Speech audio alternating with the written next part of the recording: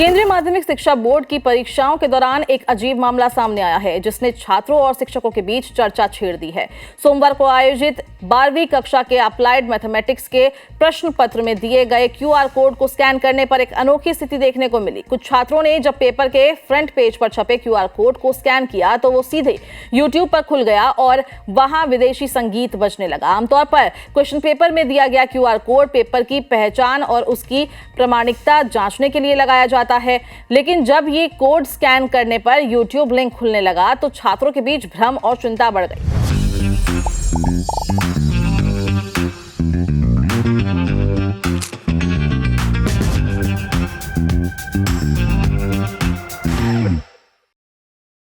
Social media पर भी इस घटना को लेकर कई पोस्ट सामने आने लगे और देखते ही देखते ये विषय चर्चा का केंद्र बन गया। ऑनलाइन शेयर की जा रही जानकारी के अनुसार क्यूआर कोड स्कैन करने पर यूजर को 1987 में रिलीज हुए एक मशहूर गाने के वीडियो पर भेजा जा रहा है।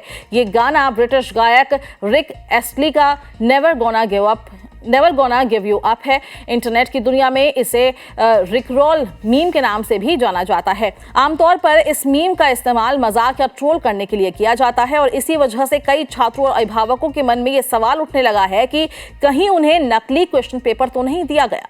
परीक्षा खत्म होने के बाद जब छात्रों के घर पहुंचकर क्यूआर कोड स्कैन किया और वीडियो लिंक खुला तो उनकी चिंता और ज्यादा बढ़ गई। कई छात्रों को डर सताने लगा कि अगर पेपर असली नहीं हुआ तो उनका पूरा परीक्षा परिणाम प्रभावित हो सकता है। ये मामला परीक्षा केंद्र पर मौजूद शिक्षकों के बीच भी चर्चा का विषय बन गया। कुछ जगहों पर तो इस घटना को लेकर सीबीएसई की व्यवस्था पर भी तंज कसे जाने लगे। हालांकि मामले के सामने आने के बाद सीबीएसई ने तुरंत स्पष्टीकरण जारी किया। बोर्ड ने साफ किया कि प्रश्न पत्रों की सुरक्षा में किसी तरह की कोई कमी नहीं हुई है। सीबीएसई के अनुसार बोर्ड परीक्षा के प्रश्न पत्रों में कई तरह के सुरक्षा फीचर्स लगाए जाते हैं, जिनमें क्यूआर कोड भी शामिल होता है और ये कोड जरूरत पड़ने पर यह जांचने में मदद करता है कि प्रश्न पत्र असली है या नकली। बोर्ड ने यह भी स्वीकार किया कि कुछ प्रश्न पत्र सेट में ऐसा क्यूआर कोड मौजूद था जिसे स्कैन करने पर यूट्यूब का लिंक खुल रहा था, लेकिन इससे प्रश्न पत्र की विश्वसनीयता या सुरक्षा पर कोई असर नहीं पड़ा। सभी प्रश्न पत्र पूरी तरह असली थे और परीक्षा प्रक्रिया सामान्य रूप से संपन्न हुई। सीबीएसई ने छात्रों और अभिभावकों को भरोसा दिलाया कि उन्हें इस बात को लेकर चिंतित होने की जरूरत नहीं है। बोर्ड ने कहा कि परीक्षा प्रणाली पूरी तरह सुरक्षित रही और प्रश्न पत्रों की सत्यता पर कोई सवाल नहीं उठता। इसके साथ ही बोर्ड ने यह भी कहा कि इस घटना को गंभीरता से लिया गया है।